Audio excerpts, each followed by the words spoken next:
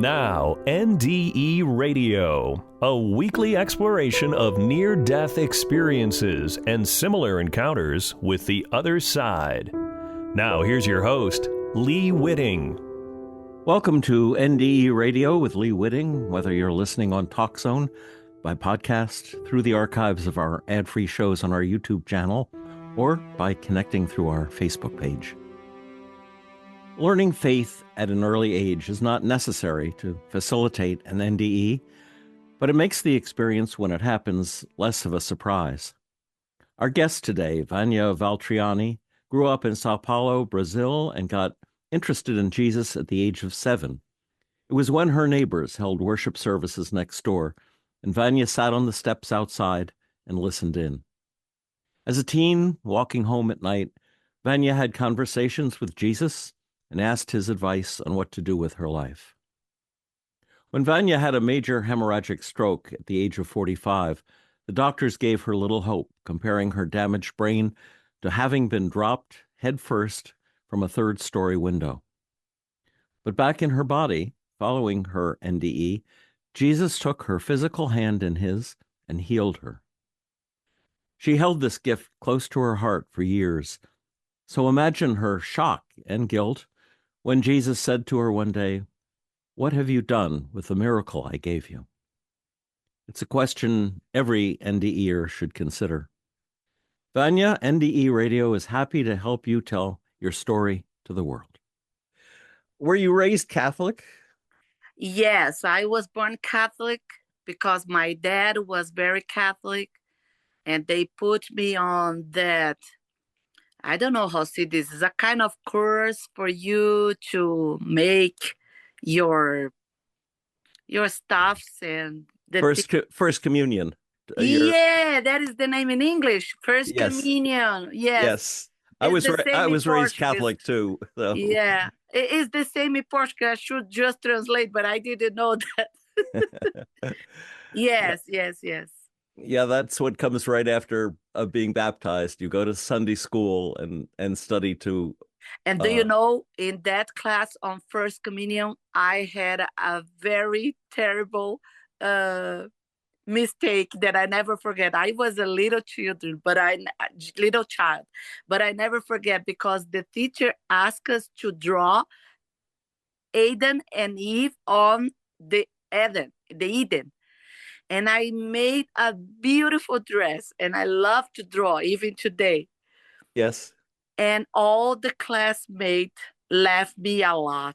And I was so, because I made them in clothes. And the kids said, "You didn't know that they don't have clothes?" I say, "I didn't know that." The theory was that they were clothed in grace, and so they weren't even conscious that they were naked. Yes. And but then, of course, when they lost favor with God, they had to make animal skins and all of that. But I'll bet you didn't draw animal skins, did you? Now, there down in Sao Paulo, there are a couple of different pagan religions. A lot of, my friend. Candomblé and Umbanda. Yeah, a lot of. Did you ever learn about any of those religions? Were your parents interested in that? No. My dad was always Catholic, and my mom, she was nothing, but she was going with my dad because she wasn't raised in a religion. But then she was going with my dad. But then she decided to change when I was around 10, and I went with her to the other religion. It was my aunt, and it was a gospel church. Yes. Was your father unhappy about going to an evangelical church? He doesn't like, but he allowed us to go. That was good. Now, the message that I've gotten back from people who have had near-death experiences is that Jesus always tells them that there's no religion in heaven. It's all love is the religion of heaven. Love for one another and love for Jesus. I felt his love. I think his love brought me back because his love cured me. But he didn't say nothing about this. I don't know. I think that we have to follow him because even that we have a lot of religion, he is the only savior. We don't have different savior for each religion. Jesus is the only one. Now, when you said when you were 7 years old, you sat on your steps and listened to the neighbors having a conversation or singing about Jesus. Is that right? Yes, yes, yes. Tell me about that. Well, we live in a little city in the countryside of our state, and the house close to ours was a house that some gospel people rent. And when I was it was always about 7 p.m. and they start singing, and I was with my youngest brother in my living room. And when I listened them to sing, I went there. And my mom always allowed because it was a very good city, a very good neighbor. Well, many, many, many years ago. And I was there in front of the stairs and the door. They always invite us to enter, but my brother and I would sit in front of the door and listen to them all the time. And do you know, Lee, I am 56 years old and I was 7, and I never forget the feelings that I felt when I was there listening to them. As a child, did you have any mystical experiences? Were there any appearances of angels or anything like that that was unusual? No, nothing that I can remember. Nothing that I can remember. And then the evangelical church you went to when you were 11 or 12 years old, did it have a name? Yeah, let me see if I know how to say in English. It was God Assembly. Oh, I'm yes. just trying to translate. I don't know. Assembly of God. Oh, yes, that one. That's it. Okay. Okay. And then you said later on as a teenager, when you were walking home from work at night, you'd have conversations with Jesus. You'd imagine that he was walking with you. Tell me about that. Well, those are very sacred experience for me because I never forget the feeling and the experience that I have in those walking to home from school at night because I was afraid. And I felt bad because I went to the Assembly of God with my mom when I was 10, 11, and I stayed there for around 15. When I was 15 years old, I said, Mom, I don't want to go there because it's too strange. I want to use my pants. I want to cut my hair, a lot of things. And I don't think Jesus is worried about this. So I'm leaving. So my dad was happy because he thought, oh, you can come back with me to the. I say, no, not you and not mom. I don't want privilege anyone. So I'll be by myself. And then when I start coming back of this school at night, I was feeling very afraid. It's not so long from my house, but I was afraid as a teenager girl. And then I was thinking, could I ask him?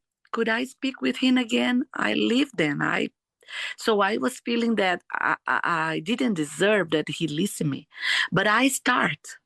I say, I know that I leave you. I know that you are my big friend since I was a kid, but now I am afraid. And it was 1 year course.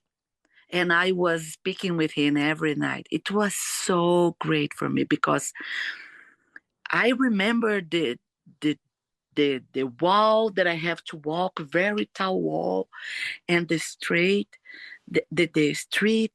and I feel that he was there with me. I was feeling this. Yes. I was feeling that he said, okay, I am here with you. I can help you to arrive at home. And I start having some special conversation with my best friend that year. That year changed my life. Did you feel like he was talking to you as well? Yes.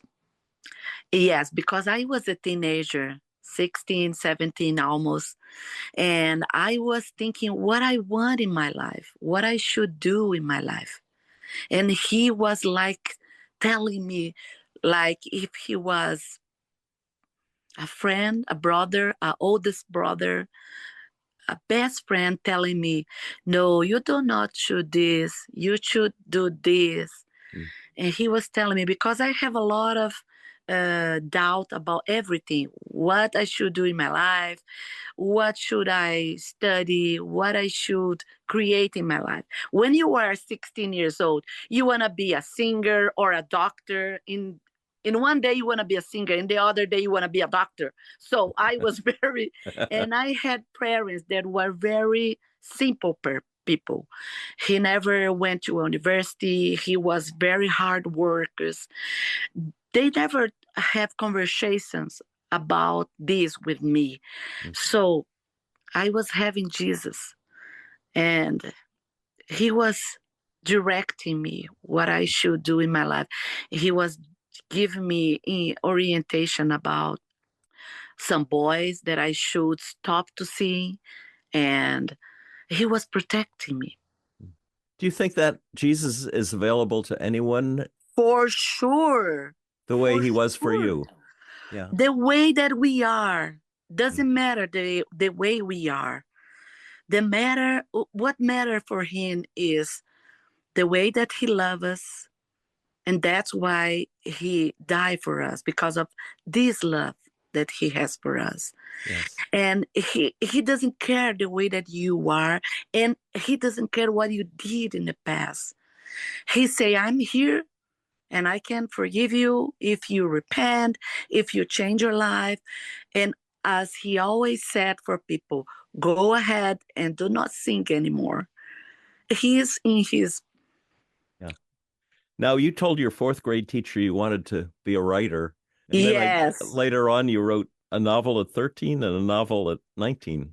Tell us about I that. was trying to be a writer, but I didn't have a lot of confidence of this, and I didn't have computer. Well, in Brazil, computer was not so available as in United States.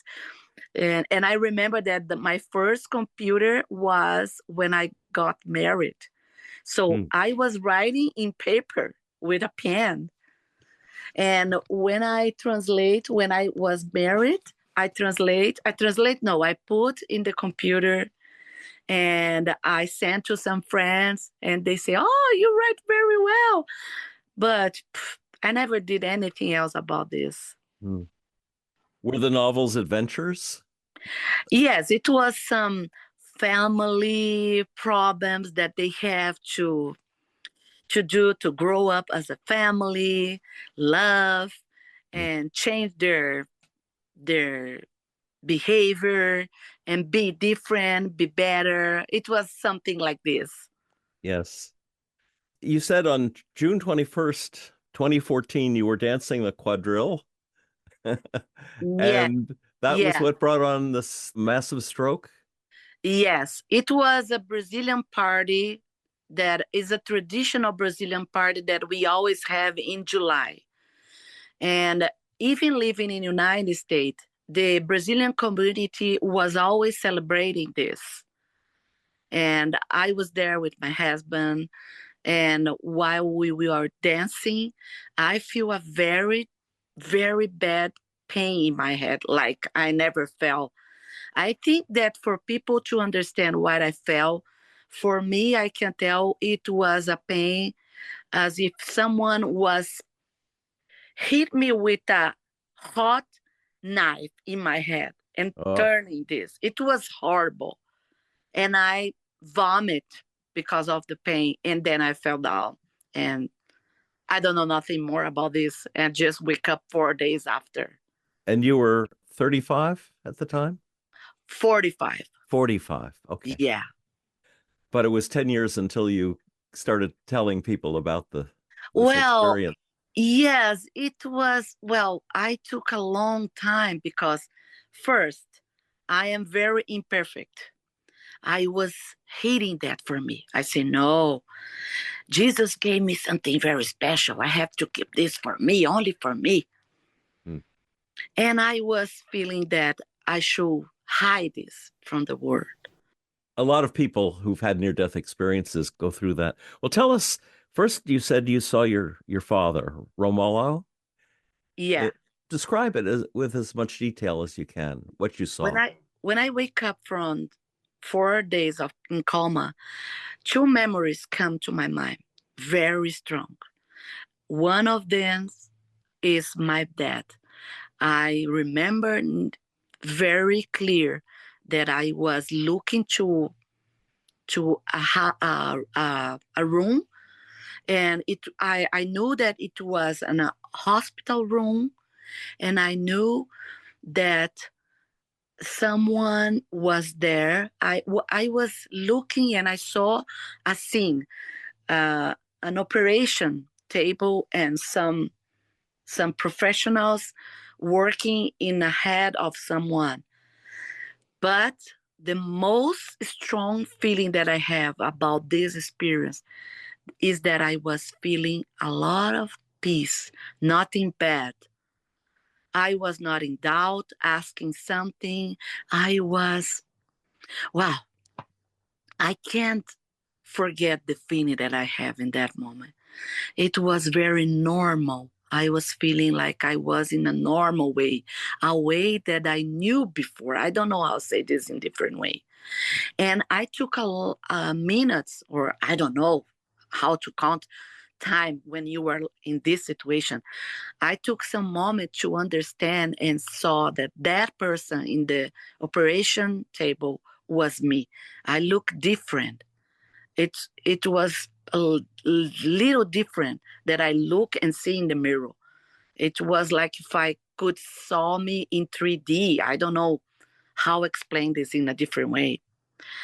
And when I was looking to this scenario, I saw close to the table, in close to my feet, a very, very strong light. It was like the sun was there in that room. And then I saw my dad. But you know, Lee, he was totally different what I remember when he died from cancer.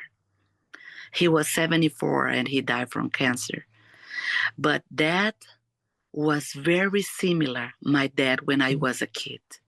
He was strong, beautiful. But even that he was similar, my dad, that I remember when I was a kid, he had in his face something that I never saw in this life. He was different. And he communicated with me, but not with his mouth. Mm-hmm. He used his head and spoke in my head. That's what I can say. It was something like this. He never speak with his mouth. Mm-hmm. He just smell in his mouth, open his arm, and he called me daughter. But I felt a lot of love coming to him from me, from him to me. What you saw in his face that you didn't remember, was it love coming through him? I think that what I saw in his face was different because it looks like he never has his face in this earth while we were here. I don't know how to explain, especially in English. It was different. Looks like he was, let's see if I can find some word. He was more calm. He was a very agitated man. He was more calm. He was more complete. I don't know how to say this, Lee, sorry. Mm. Well, I said love, and I think that probably covers a lot of that. And there was a connection between us, and yes. Probably it was love, and I felt this. Did he stay with you? Was he visible to you through the operation?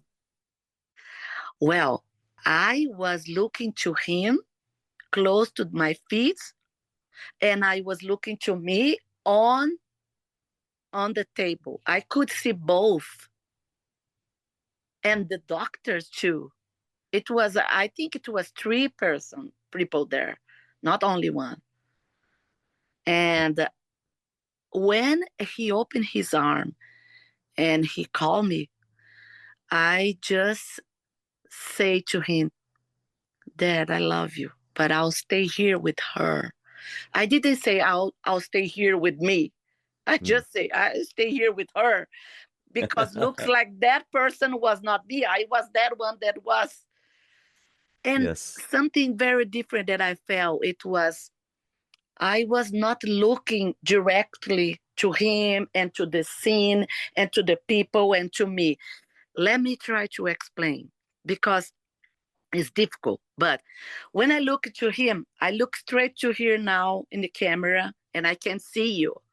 But I cannot see behind me, or I can see something close to the sides of my eyes, but I cannot see everything, the room where I am now.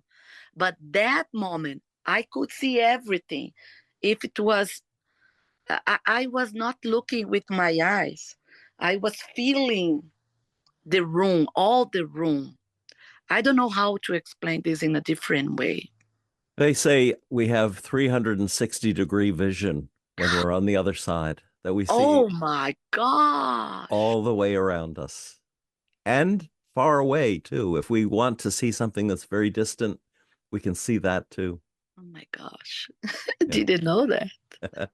I am reading a lot about this, but I'm glad to know this. Yes. But that is the only memory that I have with my dad. The other one was very difficult. It was afraid me, because I knew that memory explained me why I was back. Because the other memory that I have, I knew that I was inside of my body again, because I didn't see any scenario. I didn't see nothing. I was feeling the thing. I knew that I was in my body again, and I knew, I don't know how, Lee, that I was inside of my body alone in a hospital room. I didn't know how I knew that, because I wasn't seeing this. I was feeling this. Yes. And it was horrible, because I was feeling my body so pain, my head so heavy. I was feeling like if in my throat there was something through here. I couldn't speak and breathe. I was feeling that I was dying. I feel like if my feet was freezing or frozen or something. I feel a lot of cold, and I feel that my body was heavy, too heavy, and very immobile. I was, wow, it was a horrible memory. I never forget this. And I remember that I started praying, and I say, God, I am dying alone in a hospital room. You have to help me. I start praying in my brain. And then in that moment, I have another experience, because I didn't see first. Felt, I felt something in not in my right side, my left side of the bed. And what I felt was like something powering, power and light close to my eye in my left side. And I remember that I make the most effort that I could to see what was going on in my left side, because I was feeling something. But I don't have details if I open my eyes or what happened. But I knew that I saw a face close to my eye. But the detail was, it was in my left side, and it was very high. It was not very close from me on the table. He was like 2 meters above, something like this. And I saw a face. And it's something that is very difficult to describe. I wrote this in many different ways, and throw away because I was trying to explain what I saw. It's difficult. Sometimes I'm trying to draw because I love to draw. I draw, but it's difficult. Well, what I saw was two eyes, very, very, very amazing. Looks like he has the sun inside of his eyes because there was flame. I don't know how to explain this. Looks like there was fire in those eyes. That's what I saw. And I remember the nose, the details of the nose and the front, but I don't remember about the hair, about the body. I saw his face. And looks like that when I saw his face, when I looked to his eyes, directly to his eyes, looks like I go deep inside of his eyes. I don't have another way to explain the feeling that I have. Looks like I go deep down on his eyes. And he spoke in my mind, never with his mind, only in my mind. And he spoke me 3 things. I'll never could forget this. I live because this thing he told me.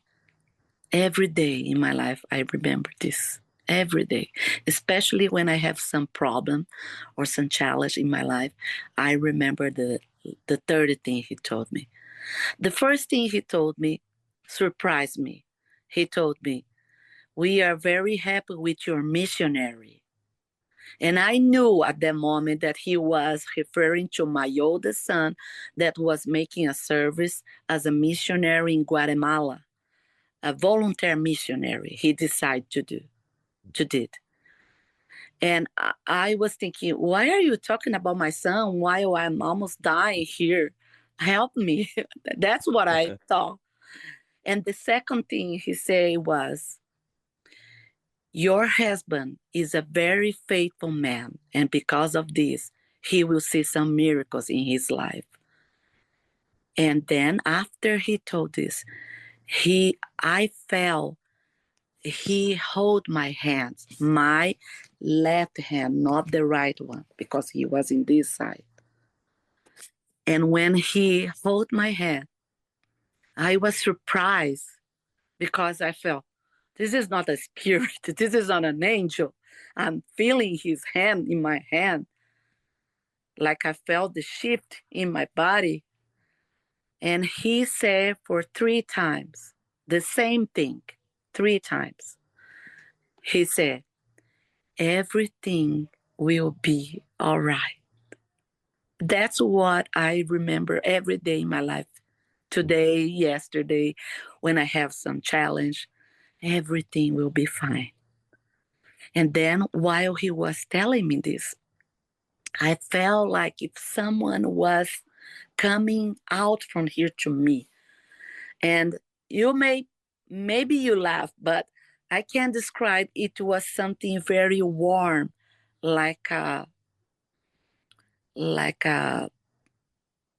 something was warming, was holding me, all my body, coming to him from me. And I was stopping feeling bad, feeling that I was in pain, dying or petrified or frozen. Everything left. He was holding me with something that I couldn't see, but I felt.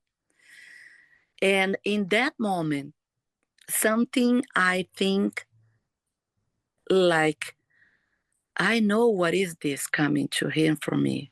It's his love for me. His love is feeling me this.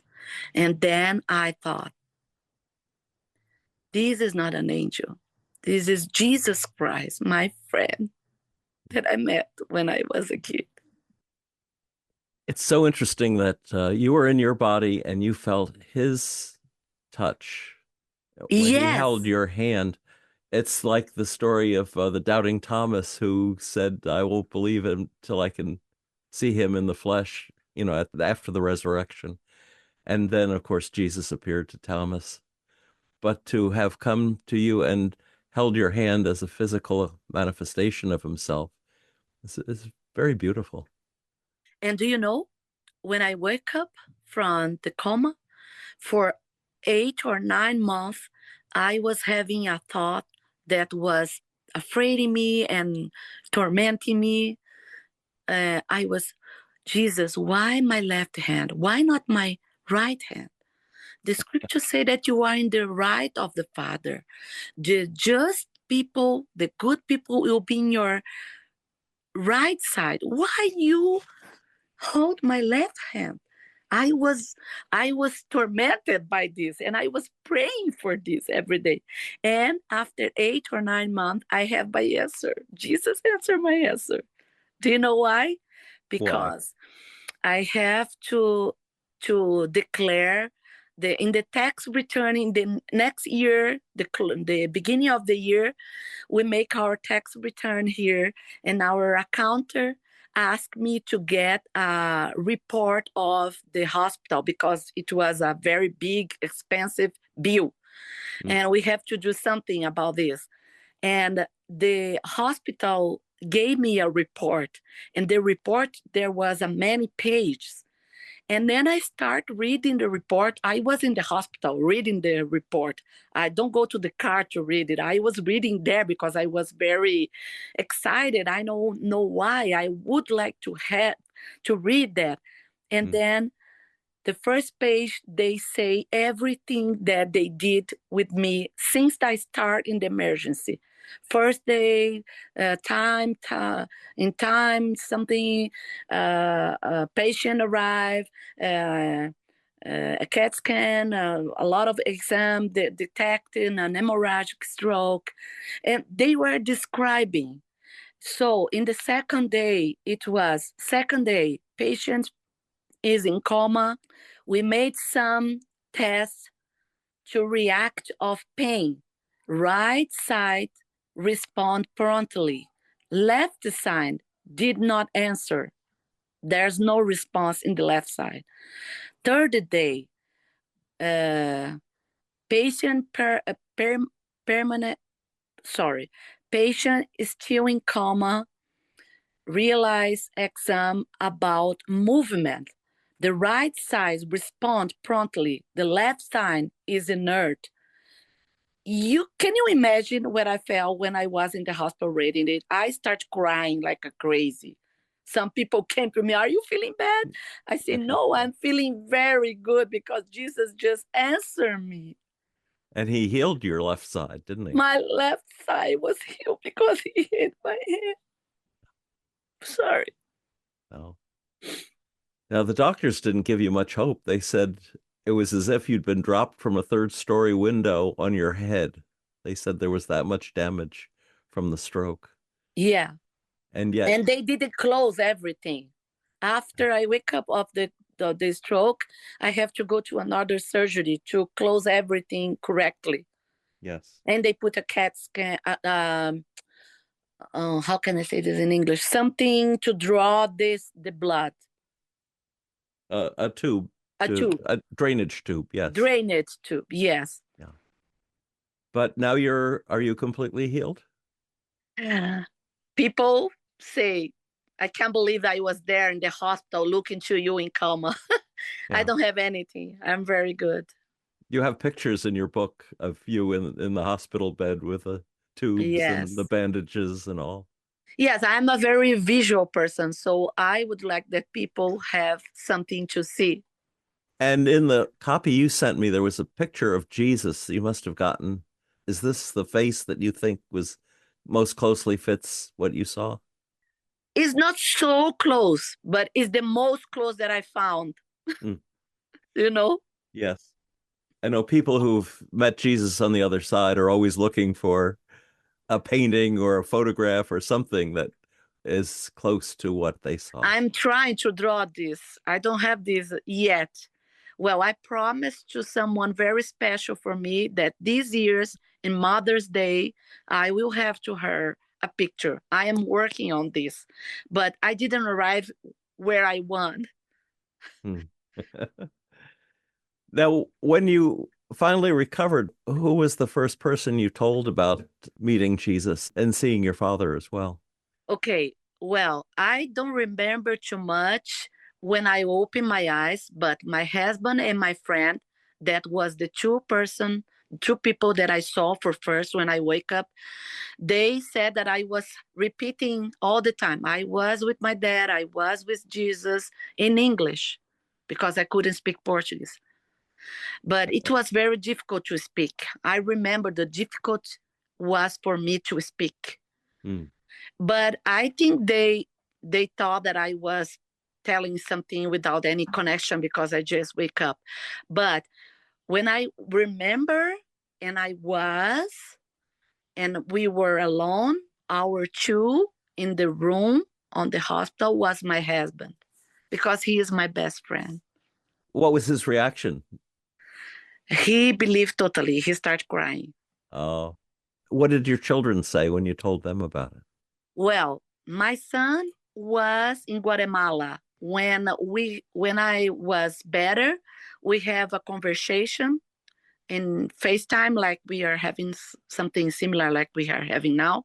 Yes. And I taught him, and he was surprised. He was happy, and he say, "Mom, I believe in you. I believe in you. That's why I'm here serving Jesus."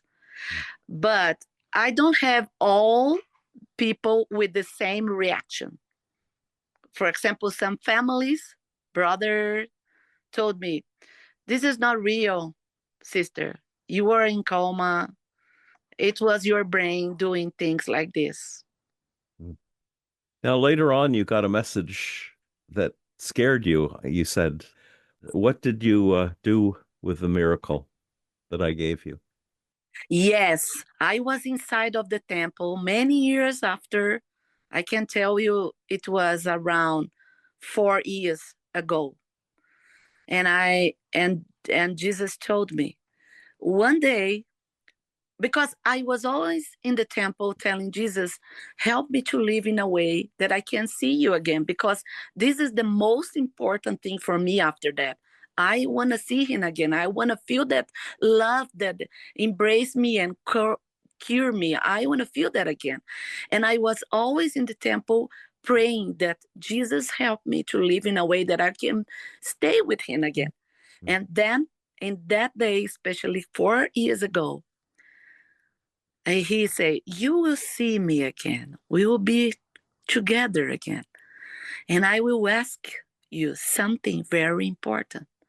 I will ask you what you did with the miracle that I gave to you. So that was very afraid for me, because it looks like Jesus was not happy that I was hiding this from me. I know. I think every near-death experiencer, whether they remember it or not, are given that message. Now that this has happened, tell people about it. Share this gift that you received so that they'll believe as well. And when this happened, Lee, my husband say, okay, you create a channel with our son's help, but now is the time to do what I always tell you since you were in the hospital. And he was always telling me the same thing. You have to write a book. And then I start writing the book. It took almost 4 years to make this book. But it's a short book. It's an easy read, but it's very inspirational too. Yeah. Well, thank you. I'm glad that you tell me this, because this is my first book, the real book that I want people read, because now I have something very special for people, not something from my mind or something just to relax or make laugh or something. This is very special message. I want to bring people to Jesus. I have to. Yeah. This is my mission now, Lee. The original edition was written in Portuguese? I have, the first one was in Portuguese, and then the second one was in English. Now, few days ago, is ready to sell in Amazon, the Spanish. Why? Because most children of God can know this, can read it. And now I think about the next language. So I have to do that. It's not the last word in the book, but you say toward the end, everything in this life will be gone except the lessons you learn, the good that you do, and the agreements that you make between yourself and God. Yeah. And I thought those were very, very true statements. Well, why I wrote this in my book? Because I think after the people know my miracle story from Jesus with me, I just want to advise them that people are living too much for only stuff of this life. They are very worried about the thing only about this life. And they forgot that they are eternal. We are eternal. Our body will gone. Yes, will. But you and me, we will alive forever. In 10,000 years from now, we will be alive. I have to tell you people that they have to do something about this. Not only worry about mortgage, university, college, and relationship from, well, we have to be careful about relationship because this is very important, but we have to do something else for our spirit that we are. We are not only this body. We are this spirit that are inside of this body speaking with you. So people are not aware about this. They forgot everything. There is a lot of distraction in this life. Even good distraction sometimes put you far from Jesus. And what we have most in this world is distraction. Yes. And we're so easily distracted, aren't we? Yes. And with all of the things that in our lives, the television and the internet and our cell phones and all of this keeps us from being quiet and walking with Jesus the way you did when you were a teenager. Yes. When I was a kid, I have 5 channels. They have 400 channels. I didn't have internet. I was close to the nature, close to the tree, rivers. People stop doing this. This is very important because in those places we can feel much more close of him. Well, Vania, I really appreciate your coming on the show and talking about all of this. And I wish you well with the book, and especially coming out in Spanish. I think you'll have a lot of readers in Spanish. Yes, we have to make them read this. Thanks so much, and keep up the good work that you're doing. You must be pleasing God very much at this point. It was a pleasure. Thank you for letting me other people know about this. Thank you very much to help with my mission. You're very welcome. So you take care now. Bye. Bye-bye. My thanks to Vania Valtriani for this interview, and thanks to you for listening. By the way, be sure to look for Vania's book, Jesus and Me, My Oldest Friendship. If you'd like to hear this show again or any of our more than 500 archived, ad-free NDE interviews, go to TalkZone's NDE Radio site and hit the Past Shows button, or go to our YouTube channel, NDE Radio with Lee Witting, where you can subscribe to and comment on the complete NDE Radio library. And listen next Monday, 11 a.m. Eastern at TalkZone, for more NDE Radio. I'm your host, Lee Witting, saying once again, thanks for listening.